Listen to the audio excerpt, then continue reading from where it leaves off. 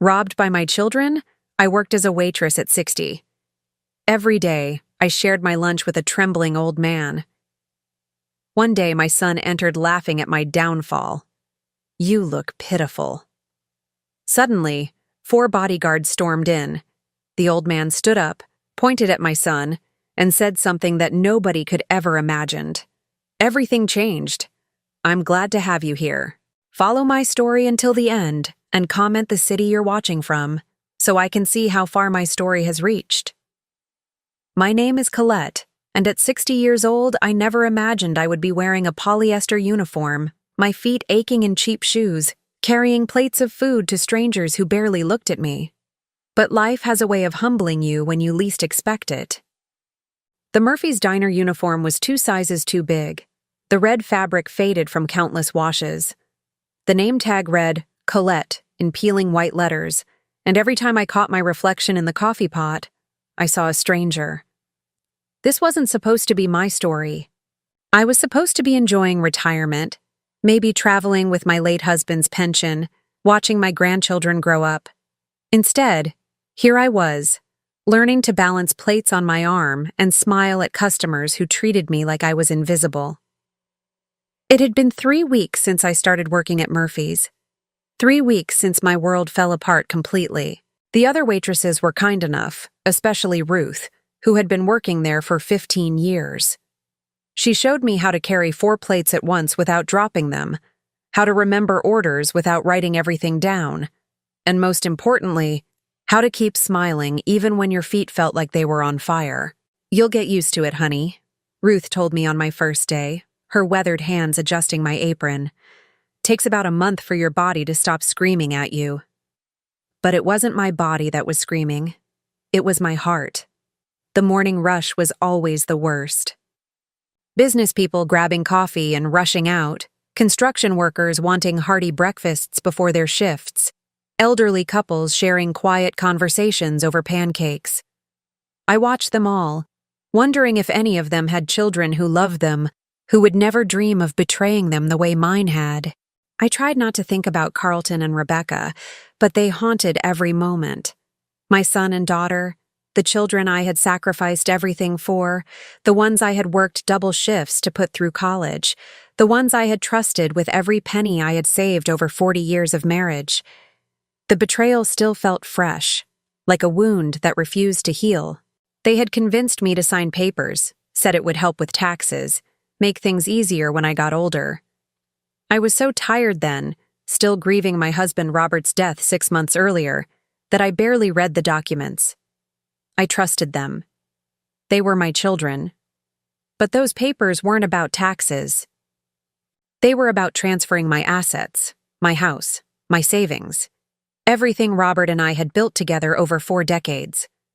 By the time I realized what had happened, they had sold the house, emptied my accounts, and left me with nothing but a pile of debts they had accumulated using my credit. "Mom, we're helping you," Rebecca had said when I confronted them, her voice dripping with false concern. "You don't need all that space anyway. This will force you to downsize, live more simply." Carlton had been crueler.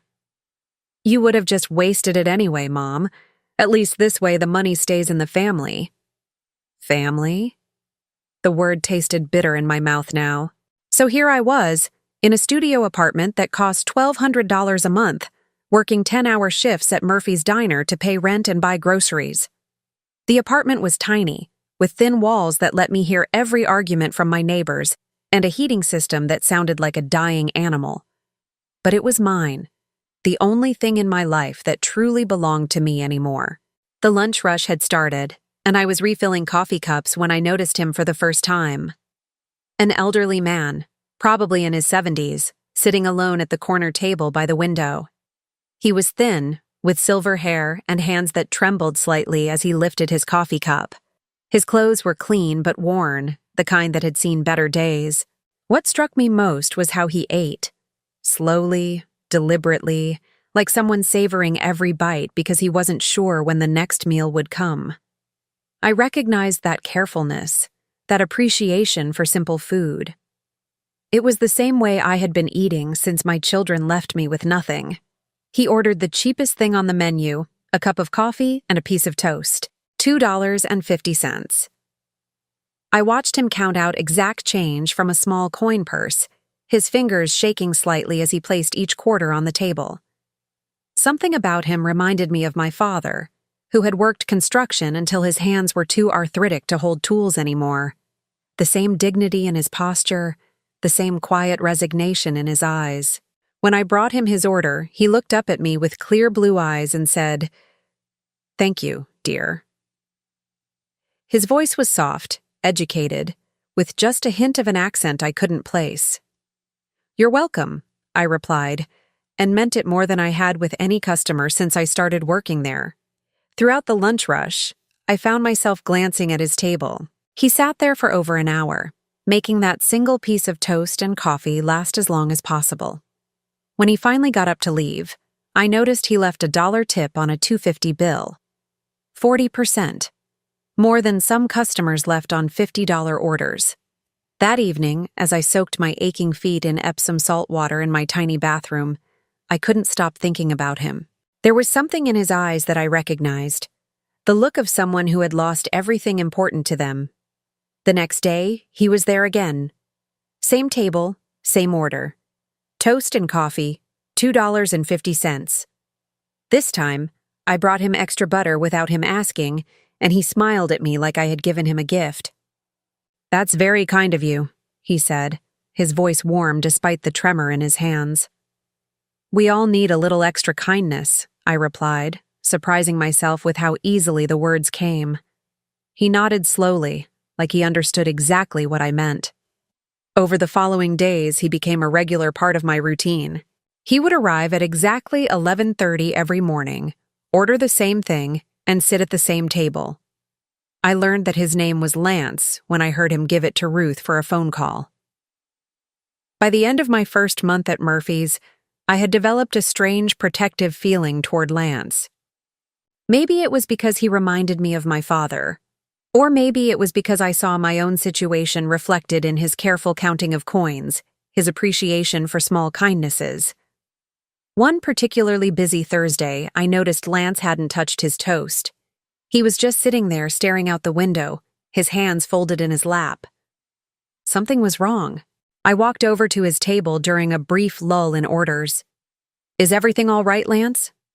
He looked up at me, and I saw something in his eyes that made my heart clench. Loss.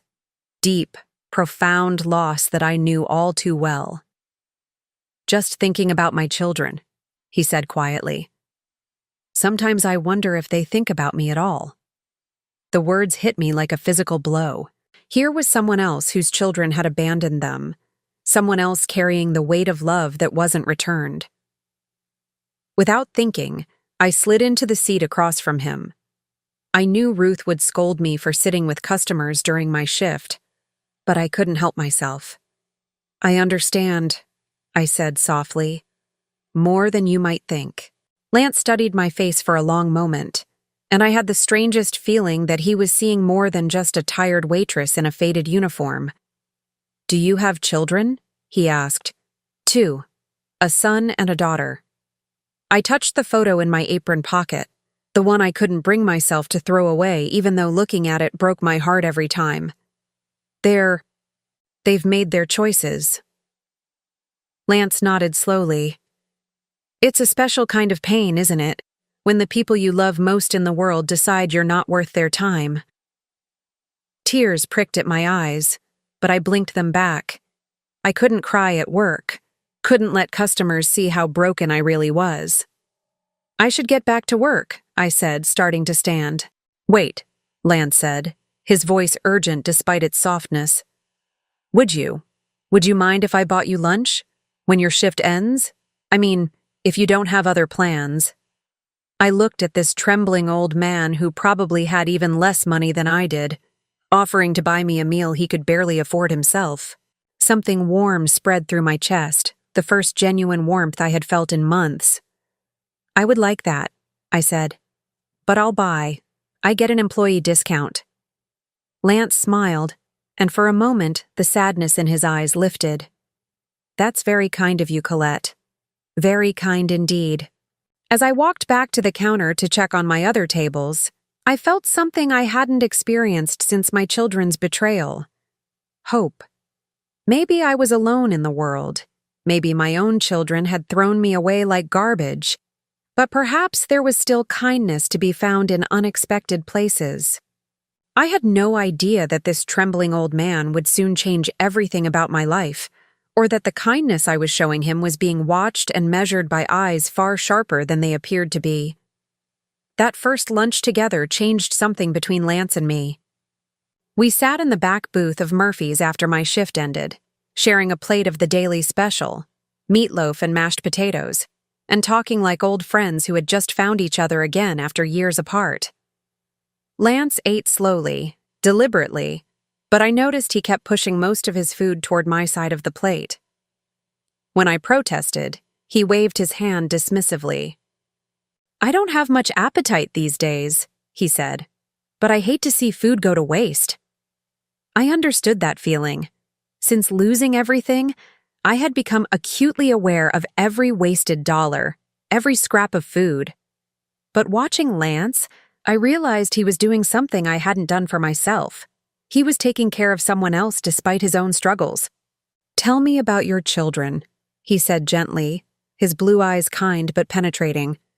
"If you don't mind talking about it."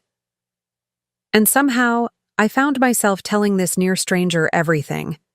About Carlton and Rebecca, about how I had worked 2 jobs to put them through college, about the house Robert and I had bought when they were little and had lovingly maintained for 35 years, about the trust I had placed in them, the papers I had signed, the devastating moment when I realized what they had done.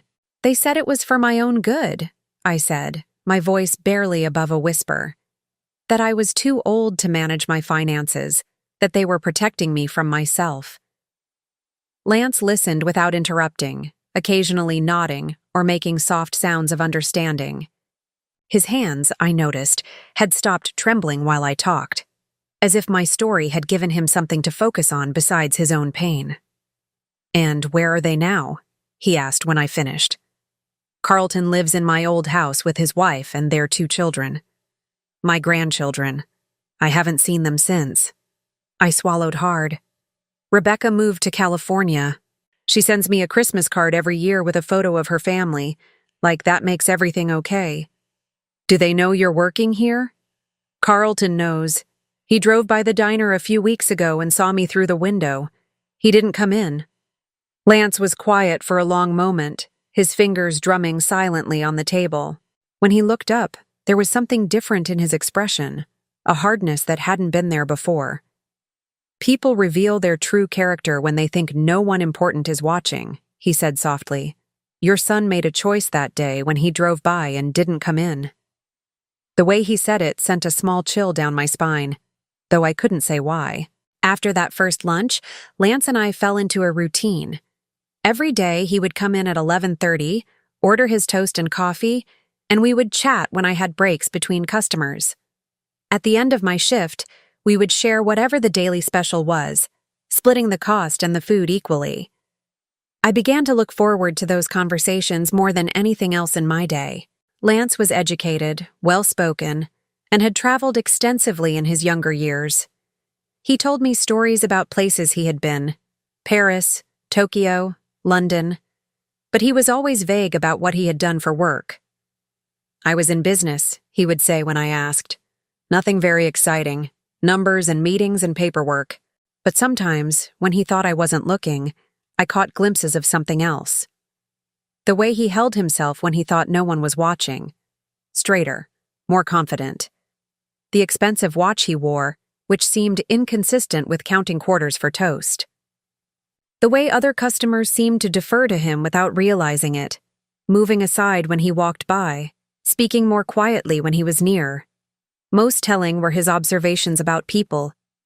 Lance noticed everything: which customers were kind to the staff, which ones were rude, who left good tips and who stiffed the waitresses. He never said anything critical directly, but I could tell he was cataloging it all.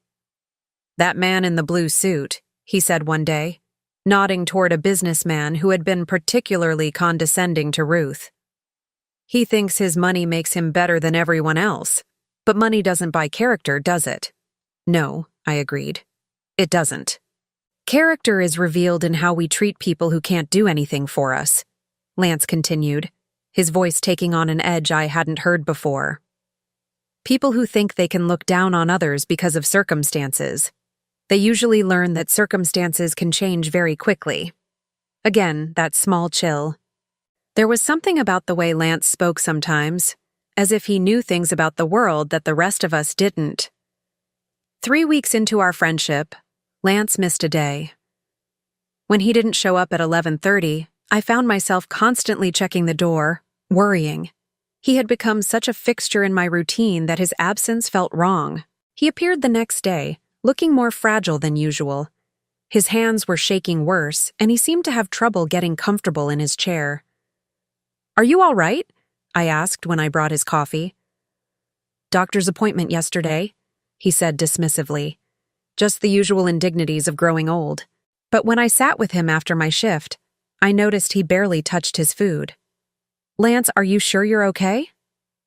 He looked at me for a long moment, and I saw something vulnerable in his expression. "Do you ever wonder if you matter to anyone, Colette? If your existence makes any difference at all?" The question hit too close to home.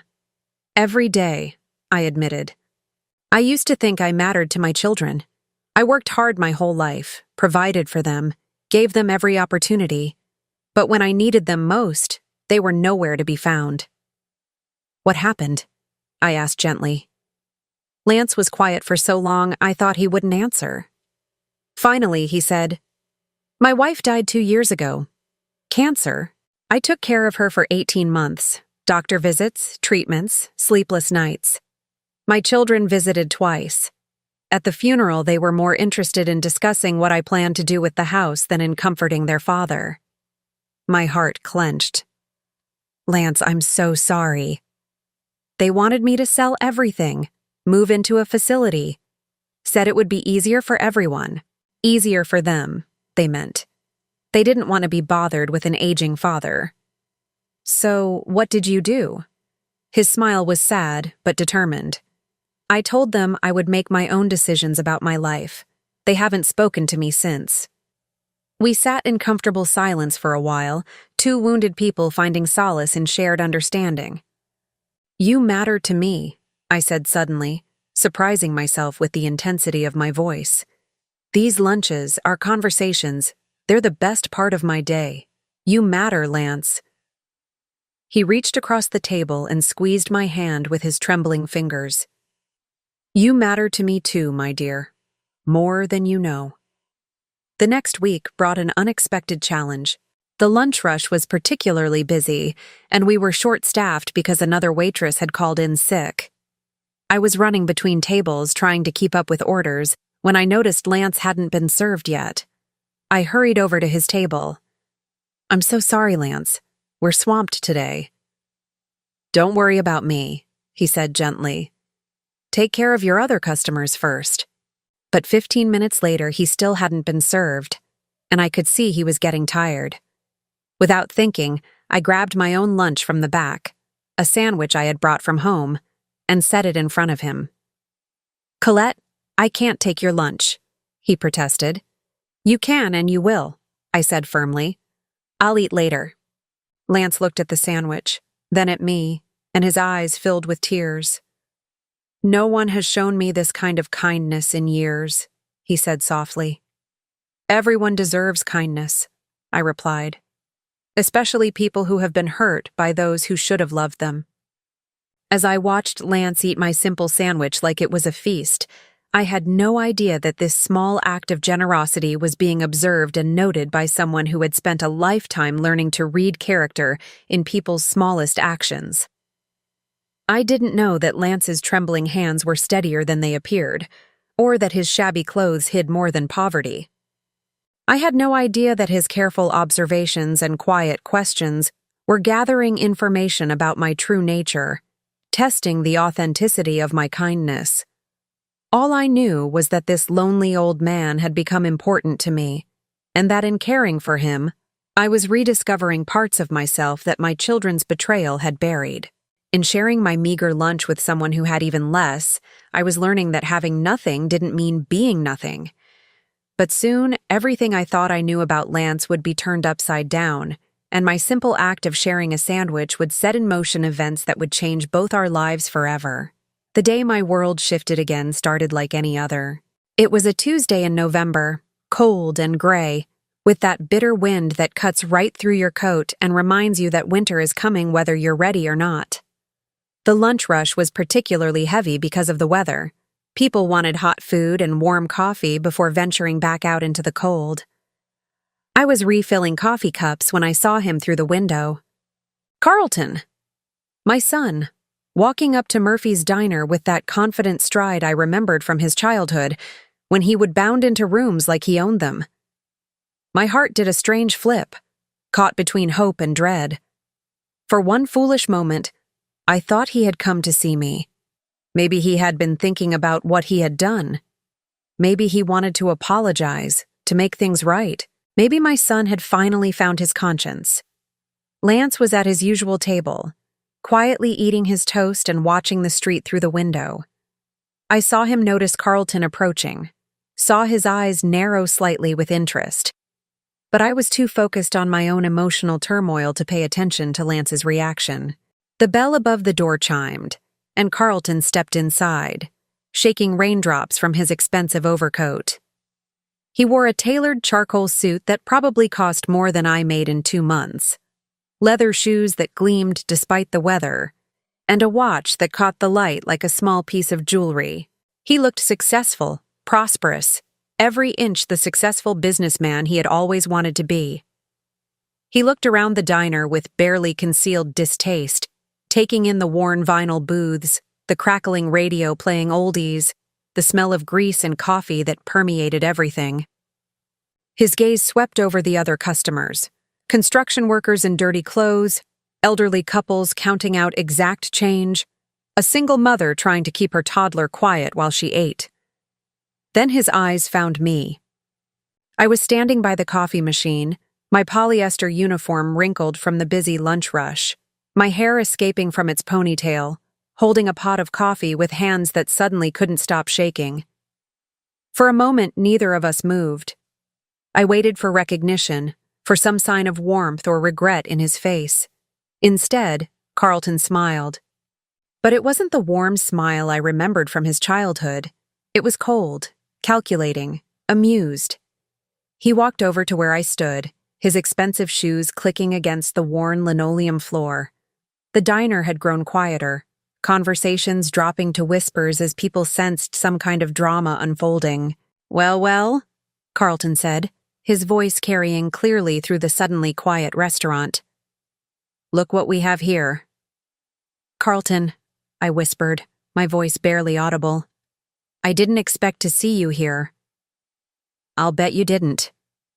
His smile widened, but there was no warmth in it. I was driving by, and I thought I saw something familiar through the window. Had to come in and see for myself. He looked me up and down deliberately, taking in every detail of my appearance, the cheap uniform, the sensible shoes with their worn soles, the name tag pinned to my chest like a badge of failure. You look. He paused, pretending to search for the right word. Pitiful. The word hit me like a slap. I felt heat rise in my cheeks, felt the curious stares of every customer in the restaurant. But Carlton wasn't done. I mean, I knew things were tight for you, he continued, his voice growing louder, more confident. But I never imagined they were this bad. A waitress at 60 years old? He shook his head in mock sympathy. That's just sad, Mom. Really sad. Carlton, please, I managed to say, my voice shaking. Can we talk about this somewhere private? Private? He laughed, a harsh sound that made several customers look up from their meals. Why would we need privacy? I'm not ashamed of anything. Are you ashamed, Mom? Ashamed of your choices? I felt tears prick at my eyes but forced them back. I wouldn't cry in front of these people. I wouldn't give Carlton that satisfaction. You know why I'm here, I said quietly. You know what happened to my money. Carlton's expression changed, becoming harder, more cruel. What happened to your money? You mean what happened when you finally had to live within your means? When you couldn't rely on Dad's pension forever? The lie came so easily to his lips, so smoothly, that for a moment I almost doubted my own memory. But I knew the truth. I knew what he and Rebecca had done. I trusted you, I whispered. And I helped you, he shot back. I helped you understand reality. This is what happens when you live beyond your means for too long. This is what happens when you can't manage your own finances. From the corner of my eye, I saw Lance shift in his seat. He had stopped eating entirely and was watching our conversation with an intensity that made me uncomfortable. His hands, I noticed, were no longer trembling. You look ridiculous, Carlton continued, his voice growing louder with each word. A 60-year-old woman in a polyester uniform, serving coffee to strangers. Do you know how embarrassing this is for me? For Rebecca? Do you know what people say when they find out our mother works as a waitress? I'm sorry if my poverty inconveniences you, I said, finding some strength in my voice. Carlton laughed again. Poverty? Is that what you're calling this? Mom, you made your choices. You chose to be irresponsible with money. You chose to sign those papers without reading them properly. You chose not to plan for your future. This isn't poverty. This is consequences. Each word was carefully chosen to wound, to shift blame, to make everything my fault. I realized with crystal clarity that Carlton felt no guilt about what he had done. In his mind, he had simply taken what was rightfully his from a foolish old woman who couldn't be trusted to manage it herself. I worked my whole life, I said, my voice growing stronger despite the tears in my eyes. I sacrificed everything for you and your sister. I put you through college, helped you buy your first house, gave you everything I could give. And what did you expect in return? Carlton's voice was mocking now. Some kind of lifetime pension for being a mother? That's not how the world works, Mom. Children don't owe their parents a living. The restaurant was completely silent now. Every customer, every employee was watching this painful family drama unfold. I felt exposed, humiliated, reduced to nothing more than entertainment for strangers. But then something happened that I didn't expect. Lance stood up. He moved slowly, carefully, like the elderly man he appeared to be. But there was something different about him as he rose from his chair. His posture was straighter, his movements more deliberate. The trembling in his hands had stopped completely. He walked over to where Carlton and I stood, his footsteps deliberate and quiet. Carlton glanced at him dismissively, probably expecting some doddering old man to shuffle past on his way to the bathroom. Instead, Lance stopped directly in front of Carlton and looked up at him with eyes that were suddenly sharp as razors. Excuse me, Lance said, his voice carrying an authority that I had never heard before. I couldn't help but overhear your conversation. Carlton looked down at Lance with barely concealed annoyance. This is a private family matter, old man. It's none of your business. Lance smiled, but it was nothing like the gentle, trembling smiles he had given me over the past weeks. This smile was cold, calculating, dangerous. You know, Lance said conversationally, I've been coming to this restaurant for quite some time now, and in all that time I've been watching people, learning about them, seeing what kind of character they have when they think no one important is paying attention. Carlton frowned, clearly confused by this strange turn in the conversation. Look, I don't know who you are, but your mother, Lance continued, as if Carlton hadn't spoken, has shown me more genuine kindness than I've received from anyone in years. She shares her food with me when I can't afford a full meal. She listens to my stories about my late wife. She treats me with dignity and respect, even though she has every reason to be bitter about her own circumstances. Carlton's frown deepened. That's nice, I suppose. but this really isn't any of your concern." Lance took a step closer to Carlton, and something in his demeanor made my son instinctively step back. "On the other hand," Lance said, his voice dropping to a near whisper that somehow carried to every corner of the now silent restaurant, "you just publicly humiliated the woman who gave birth to you, the woman who sacrificed her entire adult life to give you opportunities. You stood here, in front of strangers, and mocked her for working an honest job to survive." Carlton's face was beginning to flush red. "Now, wait just a minute. I wonder," Lance continued, his eyes never leaving Carlton's face, "what kind of man does such a thing? What kind of character reveals itself in that behavior?" The temperature in the restaurant seemed to drop 10 degrees. Every customer was leaning forward in their seats, sensing that something significant was happening, though they couldn't quite understand what. Carlton straightened his shoulders, trying to reassert his authority. "I don't know who you think you are, but you're completely out of line. This is between me and my mother." Lance nodded slowly, as if considering this. Then he reached into his jacket pocket and pulled out his cell phone. It was expensive, sleek, the kind of device that cost more than most people made in a month. "You're absolutely right," Lance said calmly. "This is between you and your mother. But I think you should know something before you continue." He pressed a number on his phone's speed dial, then held it to his ear. When someone answered, his voice became crisp, businesslike, completely different from the trembling uncertainty I was used to hearing. "Marcus, it's Lance. Yes, I need you to run a background check on someone for me." "Carlton." He looked at my son expectantly. "Carlton Matthews," my son said automatically, then immediately looked like he regretted giving his name. "Carlton Matthews," Lance repeated into the phone. "I want to know everything. Where he works, who he knows, what business connections he has. Everything."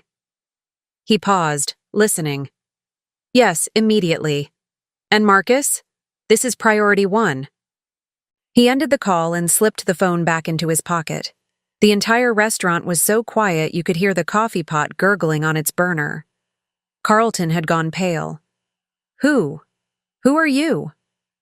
Lance looked at him for a long moment, then smiled that cold, dangerous smile again.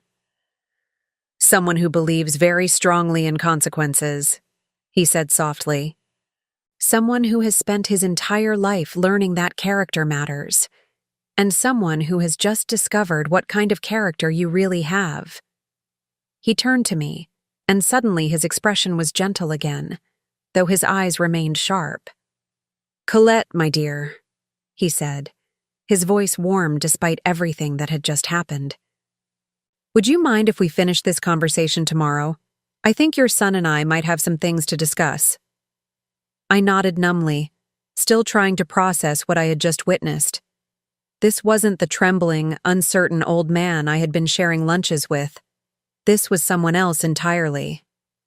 As Lance walked past Carlton toward the door, he paused and spoke quietly, but his words carried clearly through the silent restaurant.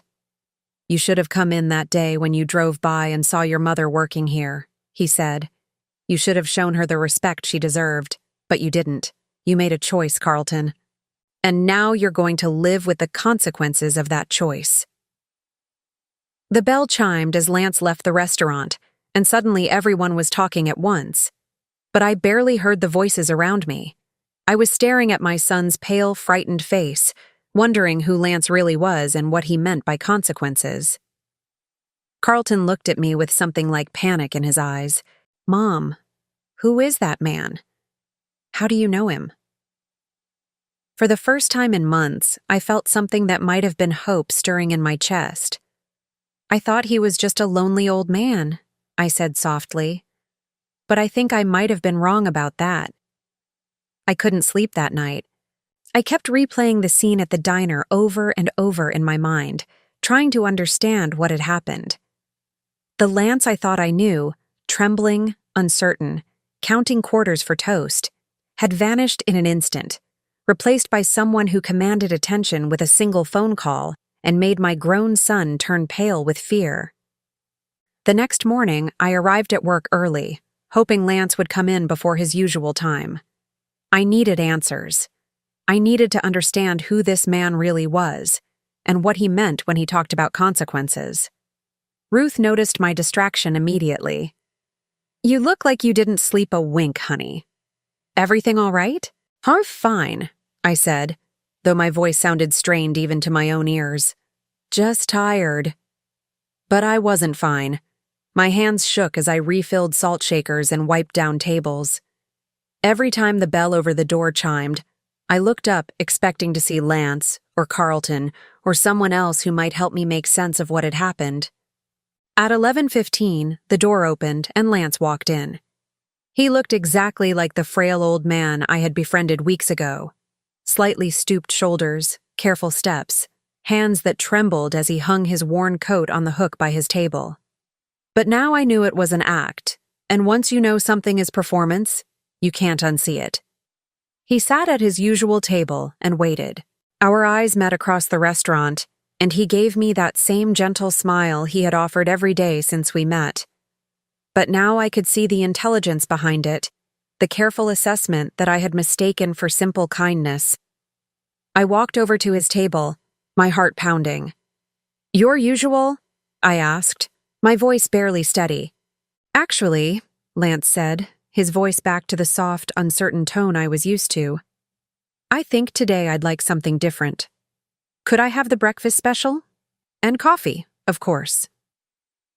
The breakfast special cost $12.50, more than 5 times his usual order. "Of course," I managed to say. When I brought his food 15 minutes later, Lance gestured to the seat across from him. "Would you mind sitting with me for a moment, my dear? I think we need to talk." I glanced around the restaurant. The morning rush was over, and we only had a few customers. Ruth caught my eye and nodded. She could handle things for a few minutes. I sat down across from Lance, my hands folded tightly in my lap. "Who are you?" I asked without preamble.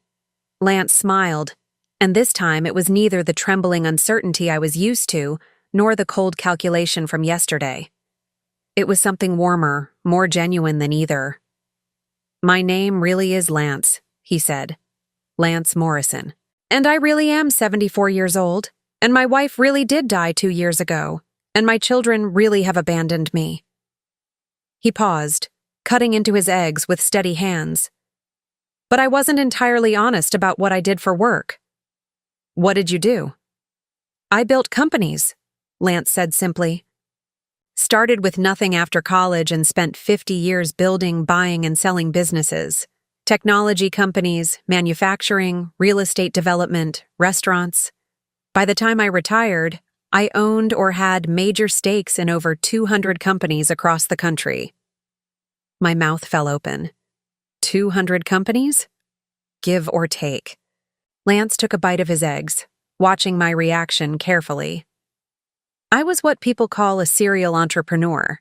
Some ventures failed spectacularly. Others made me more money than I could spend in 10 lifetimes. But," I struggled to process this information, "but you count quarters for toast. You can barely afford coffee." Lance's expression grew sad. After Eleanor died, my children made it very clear that they were only interested in their inheritance. They wanted me to update my will immediately, to divide everything between them so they could start planning their futures. When I told them I wasn't ready to think about that I needed time to grieve, they stopped speaking to me. He set down his fork and looked directly at me. So I decided to conduct an experiment. I wanted to see what kind of person I really was when I had nothing, and I wanted to see what kind of people others were when they thought I was nobody important. "You've been pretending to be poor?" "For 8 months now," Lance confirmed. "I've been living in a small apartment across town, carrying just enough cash for basic necessities, wearing my oldest clothes. I wanted to experience life the way most people live it, but more importantly, I wanted to find out who would show kindness to a useless old man who couldn't do anything for them in return." The implications of what he was saying began to sink in. "You were testing me." "At first," Lance admitted. "When I started coming here, I was just observing, watching how the staff treated customers who couldn't afford to tip well, seeing which people were genuinely kind versus which ones were performing kindness for an audience. And then you started sharing your lunch with me, not because you thought I could help you, not because you wanted anything from me, but because you saw someone who was hungry and you had food to share. Lance's voice grew thick with emotion. Do you have any idea how rare that is, Colette? Do you know how many wealthy, successful people I've known who wouldn't share a sandwich with a stranger, even if they could easily afford it?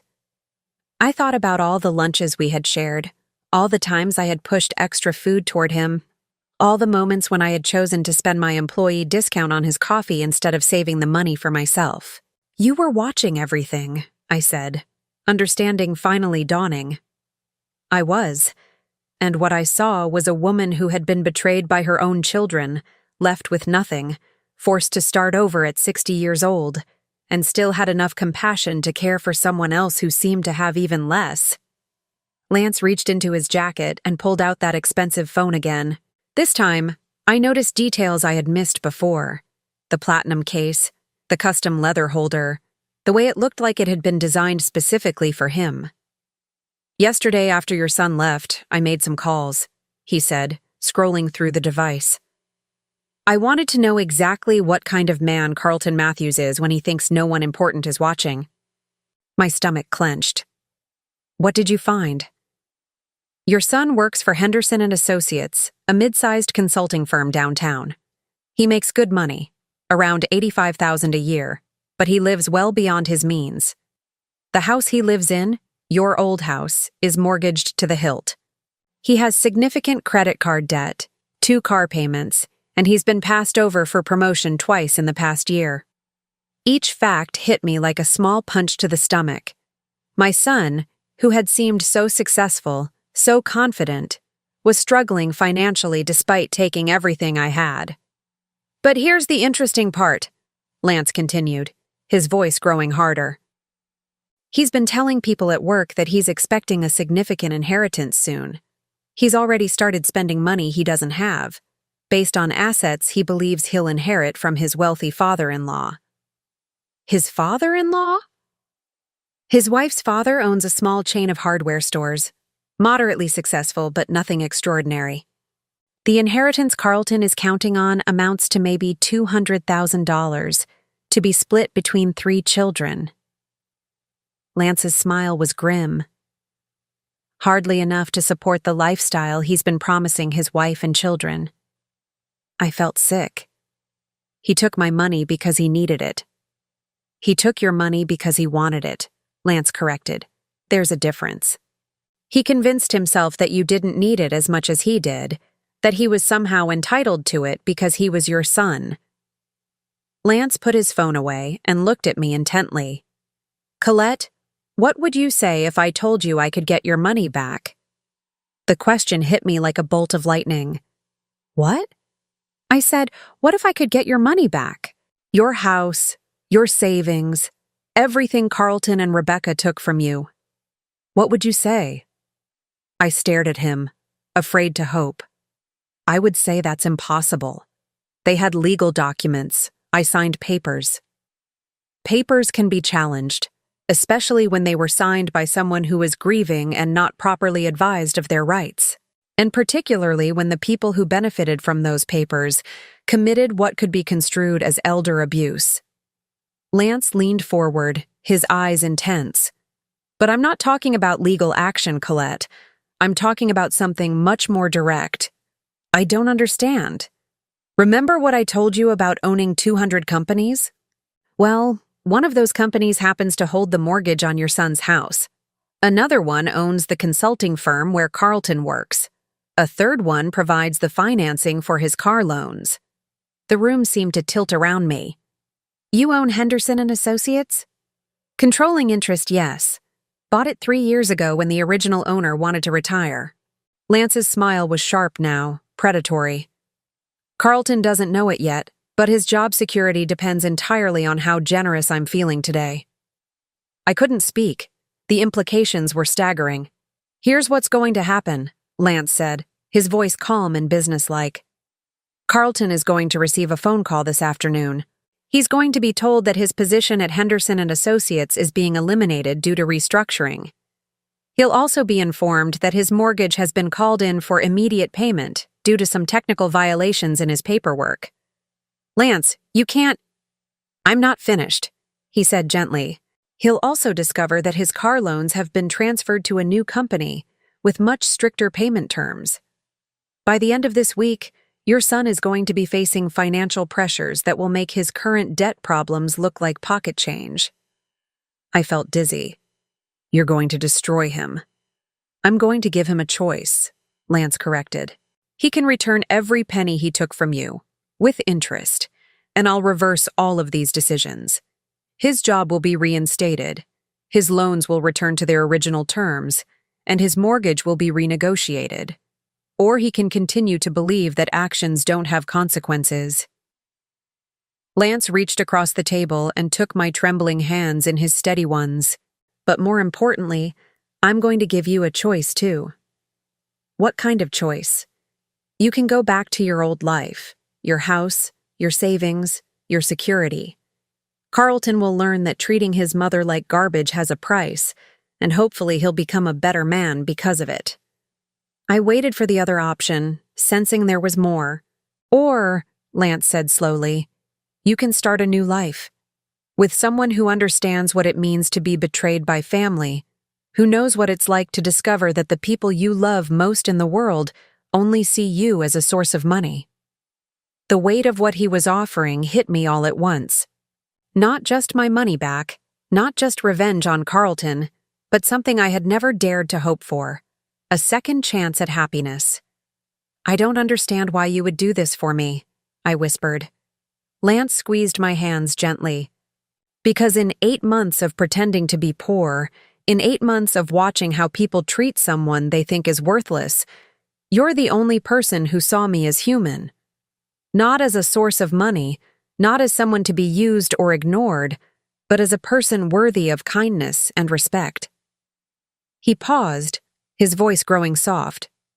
And because I've been alone for 2 years, in these past few weeks, sharing lunch with you and listening to your stories and seeing your strength in the face of betrayal, these have been the happiest days I've had since Eleanor died. Tears were streaming down my face now, but for the first time in months, they weren't tears of pain or loss.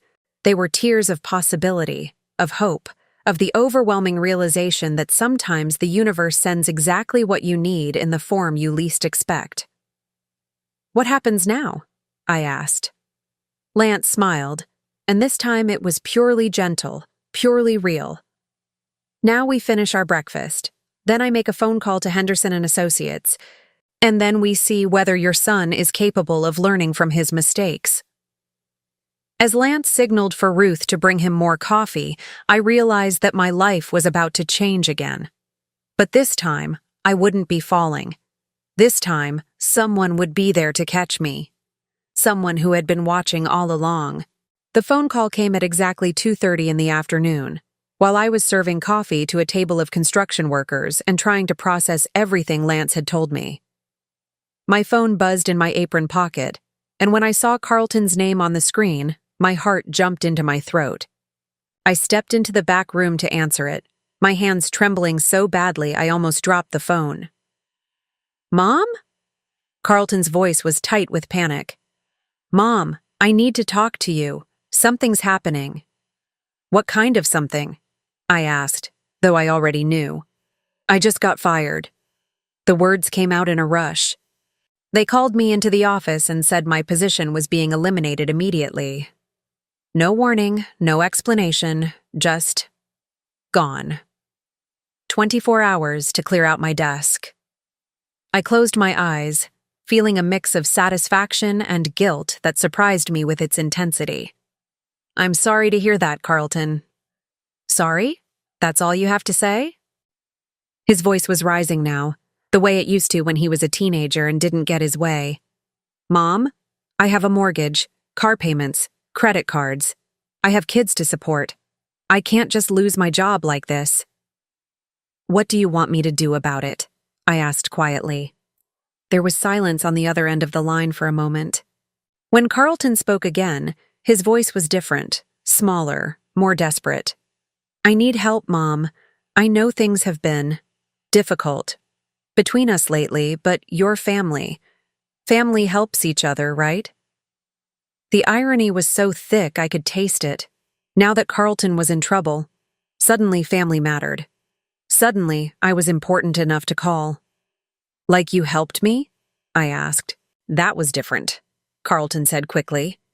That was about making smart financial decisions for your future. This is an emergency. Even now, even when he was begging for my help, he couldn't admit what he had really done. He couldn't say the words, "I'm sorry," or "I was wrong." He could only justify and rationalize and make it my fault for not understanding. "Carlton," I said softly, "I work at a diner for minimum wage plus tips. I live in a 400-square-foot studio apartment. What exactly do you think I can do to help you?" You could ask your boss for more shifts, or get a second job. Or maybe that old man you've been talking to, maybe he knows someone who's hiring. I felt anger rise in my chest, hot and sharp. Even in his desperation, Carlton saw me as nothing more than a resource to be exploited. He didn't want my advice, or my comfort, or my emotional support. He wanted me to sacrifice even more of myself to solve problems he had created. "The old man I've been talking to?" I repeated slowly. "Yeah, you mentioned him before. Lance something. Maybe he has connections." I almost laughed. If Carlton only knew how many connections Lance had, how easily he could solve every financial problem my son faced with a single phone call. But that wasn't going to happen, not until Carlton learned some fundamental truths about respect and consequences. "I'll think about it," I said. "Mom, please. I'm really scared here. The mortgage payment is due in 2 weeks, and without my job." "You'll figure something out," I said, echoing the same dismissive tone he had used with me when he left me with nothing. "You're a smart man, Carlton. I'm sure you'll think of something." I hung up before he could respond. 20 minutes later, Lance appeared at his usual table. He moved with his familiar careful steps, but I could see the difference now. The controlled strength behind the apparent frailty, the sharp intelligence behind the confused elderly act. When I brought him his coffee, he smiled up at me with genuine warmth. "How are you feeling, my dear?" "Confused," I admitted. "Carlton called. He's lost his job." I heard. Lance's expression didn't change, but there was satisfaction in his eyes. "And how did that make you feel?" I thought about it honestly. Part of me feels guilty. He has children, responsibilities, but part of me feels like maybe it's time he understood what it's like to have everything taken away from you. "Good," Lance said simply. "That means you're human, but you're not weak. Feeling guilty about someone else's suffering shows you have empathy. But recognizing that consequences are necessary shows you have wisdom." Over the next 3 days, Carlton called 6 more times. Each conversation followed the same pattern: panic, desperation, increasingly frantic requests for help that I couldn't possibly provide, and growing anger when I failed to solve his problems for him. By Friday, his tone had changed completely. "This is your fault," he said when I answered his latest call. "That old man, Lance whatever his name is, he did something. I know he did." "What are you talking about?" "Don't play dumb, Mom. The timing is too perfect. He threatened me on Tuesday, and by Wednesday afternoon my whole life was falling apart." Carlton's voice was sharp with accusation. "Who is he? What kind of connections does he have?" "He's a friend," I said carefully. "A friend who can get someone fired with a phone call? A friend who can call in mortgages and car loans? What kind of friend has that kind of power?" I didn't answer, but Carlton continued anyway. "I did some research, Mom. I started asking questions. Do you know what I found out?" My heart was pounding, but I kept my voice steady. "What did you find out?" "Lance Morrison, 74 years old. Net worth estimated at somewhere between $500 million and $800 million. Owner or major stakeholder in dozens of companies, including the one that just fired me. Carlton's voice dropped to a whisper. You've been having lunch with one of the richest men in the state, and somehow you convinced him to destroy my life. I didn't convince him to do anything, I said truthfully. Lance makes his own decisions. So you admit it. You admit you knew who he was. I found out the same day you did, I said, when he stood up to you in the restaurant. Before that, I thought he was just a lonely old man who needed a friend. Carlton was quiet for a long moment. When he spoke again, his voice was different. Not angry, not panicked, but calculating. What does he want? Carlton asked. Men like that don't destroy people's lives for no reason. What does he want from me?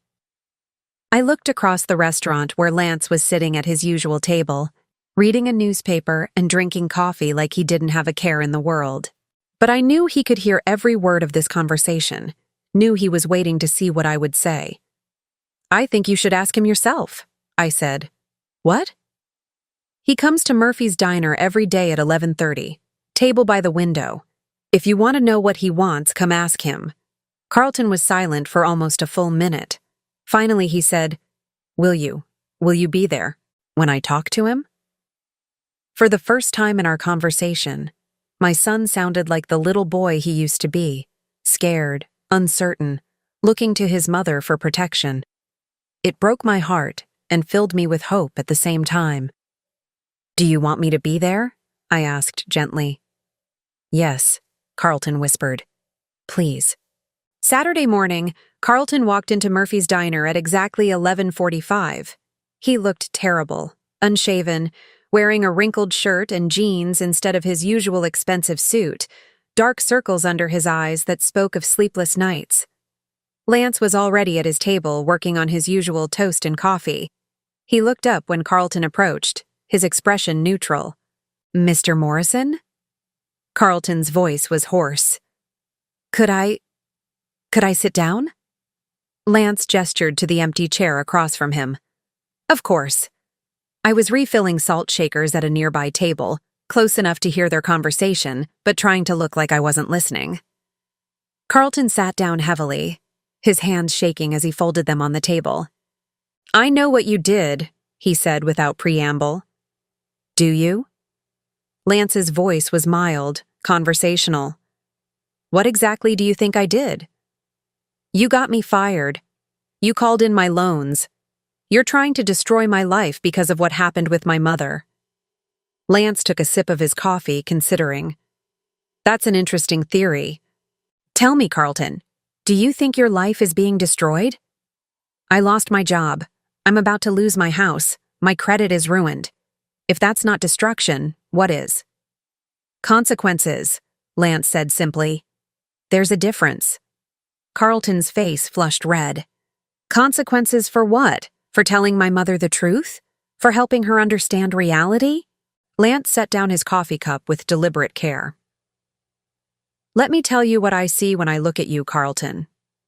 I see a man who stole everything from his widowed mother and convinced himself it was for her own good. I see someone who publicly humiliated a woman who sacrificed her entire adult life for his benefit. I see a person who feels entitled to wealth he didn't earn and respect he hasn't shown to others. Carlton opened his mouth to protest, but Lance held up a hand. But more than that, Lance continued, I see someone who has never faced real consequences for his actions. Someone who has always been bailed out, always been protected from the results of his choices. What do you want from me? Carlton asked, his voice barely above a whisper. Lance leaned forward slightly. I want you to understand something that your mother understood when she was your age, that life is not fair, that sometimes you lose everything through no fault of your own, and that the measure of a person is how they treat others when they have nothing left to lose. He paused, glancing over at me. Your mother lost everything because she trusted you. But instead of becoming bitter or cruel, she chose to share her lunch with a stranger who appeared to have even less than she did. That's character, Carlton. That's the kind of person she is.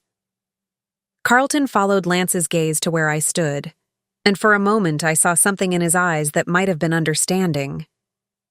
"What happens now?" Carlton asked. Lance smiled, but it wasn't the cold, calculating expression he had worn in our previous encounter. It was something warmer, more hopeful. "Now you have a choice to make," Lance said. "You can continue believing that the world owes you something, that your mother's sacrifice was meaningless, that respect is something you deserve rather than something you earn."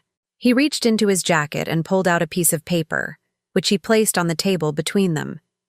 "Or," Lance continued, "you can sign this document returning every penny you took from your mother, with interest, and spend the next year learning what it means to earn your way back into her life." Carlton stared at the paper without touching it. "And if I sign this? Your job will be restored on Monday morning. Your loans will return to their original terms. You'll have a second chance to be the son your mother deserves." Carlton looked up at Lance, then over at me, then back at the paper. "And if I don't sign it?" Lance's expression hardened. "Then you'll discover that I have a very long memory and a very short tolerance for people who abuse those weaker than themselves." The restaurant was completely silent, except for the soft hum of conversation from other tables and the distant clatter of dishes from the kitchen. Carlton stared at the document for what felt like forever, his hands trembling almost as badly as Lance's had when I first met him. Finally, Carlton looked up at me. "Mom?" he said, his voice breaking. "I'm sorry. I'm so sorry for everything." It was the first time he had apologized since this whole nightmare began. The first time he had acknowledged that he had done something wrong. The first time he had called me Mom instead of treating me like a burden he had to manage. I walked over to the table and sat down beside Lance, facing my son across the small space. "I know you are," I said softly. "The question is, what are you going to do about it?" Carlton picked up the pen Lance had placed beside the document and, with hands that shook with emotion rather than fear, signed his name at the bottom. For the first time in months, I felt like maybe I had my son back. 6 months later, I stood in the kitchen of Lance's home, watching him attempt to make pancakes from scratch. His hands, which I now knew had never truly trembled from age or infirmity, were surprisingly clumsy when it came to domestic tasks. "I think you're supposed to mix the batter until it's smooth," I observed, trying not to laugh as he frowned at the lumpy mixture in the bowl. "I've built companies worth millions of dollars," Lance muttered, attacking the batter with renewed vigor. "Surely I can master breakfast food." "Different skill set," I said gently, taking the whisk from his hands. "Let me show you." The house was beautiful, but not ostentatious. A comfortable Victorian in a quiet neighborhood, with large windows that let in plenty of light and built-in bookshelves filled with well-worn volumes. It felt like a home where people lived and laughed and shared meals, not like the sterile mansion I had once shared with my children. Lance had asked me to move in 3 months ago, not as a romantic gesture, but as something deeper. A recognition that we had found in each other the family we had both lost. He had his own wing of the house, I had mine, and we shared the common spaces like the old friends we had become. "How did the call with Carlton go yesterday?" Lance asked as I rescued his pancake batter. "Better," I said honestly. "He's doing well at his job. He and Sarah are going to counseling together, and he asked if I wanted to have lunch with him next week." It had been a slow process, rebuilding my relationship with Carlton. The legal documents Lance had prepared had returned every penny of my money, plus interest, but healing the emotional wounds had taken much longer. Carlton had spent months in therapy, working through his entitlement and learning to understand how his actions had affected others. "Will you go?" Lance asked. "I think so." He sounded different, humbler, more like the little boy I used to know. Lance nodded approvingly. "Good. People can change, given the right motivation." The motivation had been powerful. Facing the loss of everything he had taken for granted had forced Carlton to confront some uncomfortable truths about himself. But more than that, seeing his mother build a new life without him, seeing her happy and cared for by someone else, had shown him what he had thrown away. Rebecca had been a different story. When Carlton told her what had happened, how he had been forced to return the money and apologize, she had cut off all contact with both of us. She was still in California, still sending Christmas cards with photos of her perfect family, still pretending that nothing had changed. "I got a letter from her yesterday," I told Lance as I poured batter onto the hot griddle. "Rebecca?" "Yes, just a few lines. She said she heard I was living with someone, and she hoped I was being careful not to be taken advantage of again." I flipped the first pancake, golden brown and perfect. She still doesn't understand that I'm not the victim in this story anymore. Lance wrapped his arms around me from behind, resting his chin on my shoulder as we watched the pancakes cook. "Are you sad about that?" I considered the question seriously. 6 months ago, Rebecca's continued coldness would have broken my heart. But now, surrounded by warmth and acceptance and genuine love, I found I could think about her with more pity than pain.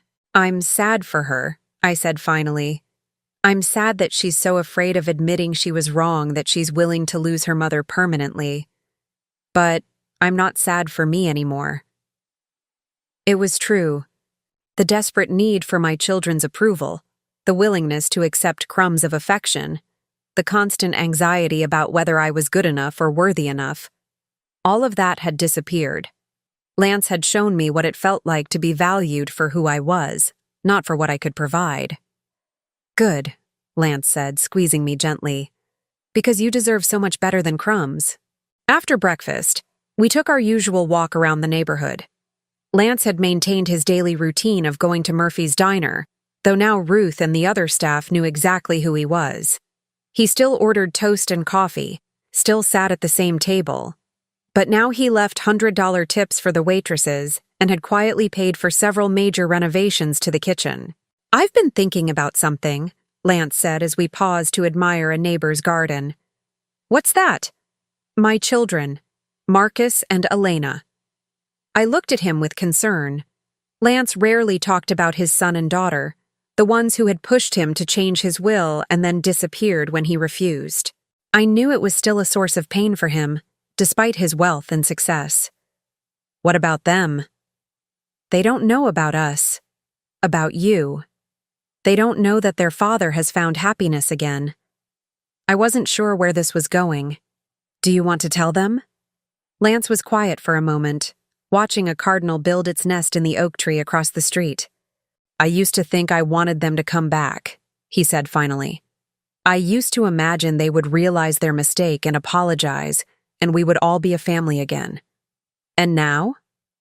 Now I realize that the family I was mourning doesn't exist anymore.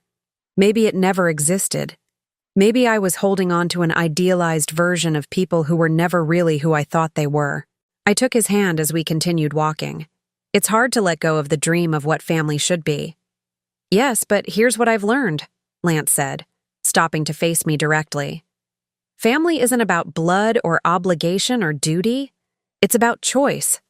It's about people who choose to care for each other, to support each other, to be kind to each other even when it's difficult." His eyes were bright with unshed tears, but his voice was steady and strong. "Marcus and Elena chose to abandon their father when he needed them most. But you chose to share your lunch with a stranger who couldn't do anything for you in return.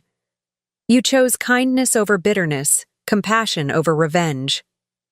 "You're the one who got my money back," I pointed out. "You're the one who made Carlton face consequences for what he did." "I gave you the means to get justice," Lance corrected. "But you chose how to use it. You could have destroyed Carlton completely. You could have demanded that I ruin his life, leave him with nothing, make him suffer the way you suffered." I thought about those first few days after Carlton signed the papers, when Lance had offered to do exactly that. He could have made sure Carlton never worked again, could have destroyed his credit permanently, could have made him understand what it truly meant to lose everything. "I didn't want revenge," I said. "I wanted my son back." "Exactly. That's the difference between you and my children. That's why you're my family now, and they're just people who happen to share my DNA." We walked home in comfortable silence, both of us lost in thought. When we reached the house, Lance paused at the front door. "Colette, there's something I want to ask you." "What?" "I've been thinking about updating my will. Not because I'm planning to die anytime soon," he added quickly, "but because I want to make sure my assets go to the people who truly matter to me." My heart skipped a beat. "Lance, I want to leave everything to you," he said simply. "The house, the companies, the investments, all of it. You're the only family I have left, and you're the only person I trust to use that money the way it should be used." I stared at him, overwhelmed. "I can't accept that." "Why not?" "Because it's too much. Because I don't need it. Because—" I struggled to find the right words. "Because I don't want you to think I'm with you for your money." Lance smiled, the warm, genuine expression I had come to love. "My dear Colette, if you were interested in my money, you would have figured out who I was months ago. You would have researched me, flattered me, made yourself indispensable to me in calculated ways." He opened the front door and gestured for me to go inside first. "Instead, you shared your sandwich with a trembling old man and never asked for anything in return. You treated me like family when my actual family had thrown me away. You chose love over greed, kindness over calculation." In the living room, Lance pulled a thick envelope from his desk drawer. "I've already had the documents prepared, but I want you to read through everything. Take your time, ask questions. This isn't about obligation or debt. This is about making sure that when I'm gone, my life's work continues to do good in the world." I took the envelope but didn't open it. "What about Marcus and Elena? They'll receive a modest inheritance, enough to be comfortable, not enough to be careless, and there will be a letter explaining why they received what they did." Lance sat down beside me on the couch, his expression serious but peaceful. "I used to think that family was about forgiveness, about loving people no matter how badly they treated you. But I've learned that real love sometimes means setting boundaries. It means refusing to enable bad behavior, even from people you care about." I thought about Carlton, about the long months of counseling and gradual rebuilding of trust, about Rebecca, who had chosen pride over relationship and was now alone on the other side of the country. "Carlton is learning," I said. "Slowly, but he's learning. Because you held him accountable. Because you didn't just forgive and forget, you required him to change." Lance took my hand, his fingers warm and steady. "That's what real family does. It challenges you to be better, supports you when you fall, but never enables you to stay in destructive patterns." Later that evening, after I had read through all the legal documents and we had talked through every detail, Lance and I sat on the back porch watching the sunset. The papers were signed and witnessed, but somehow that felt like the least important part of what had happened. "Do you ever regret it?" I asked. "Walking away from your old life, pretending to be poor, giving up contact with your children?" Lance considered the question carefully. "I regret that my children and I couldn't find a way to love each other better. I regret that they felt entitled to my money before I was dead, and I regret that I couldn't teach them the values that would have made them worthy of inheriting it." He paused, watching a pair of robins chase each other across the yard. "But I don't regret the experiment that led me to you. I don't regret learning that kindness exists in unexpected places, or discovering that family can be chosen rather than just endured." My phone buzzed with a text message. Carlton's name appeared on the screen. "Mom, I know I don't say this enough, but I love you. Thank you for not giving up on me. See you for lunch on Tuesday." I showed the message to Lance, who smiled with genuine happiness. "See?" he said. "Real change is possible when people are willing to do the work." As the last light faded from the sky, I leaned against Lance's shoulder and thought about the journey that had brought us here. A year ago, I had been broken, betrayed, convinced that I was worthless. Now, I was sitting in a beautiful home with a man who valued me not for what I could give him, but for who I was. Lance? I said softly. Yes? Thank you for pretending to be poor. Thank you for letting me take care of you when I thought you needed it. Lance chuckled. Thank you for taking care of me when I actually did need it, just not in the way either of us expected.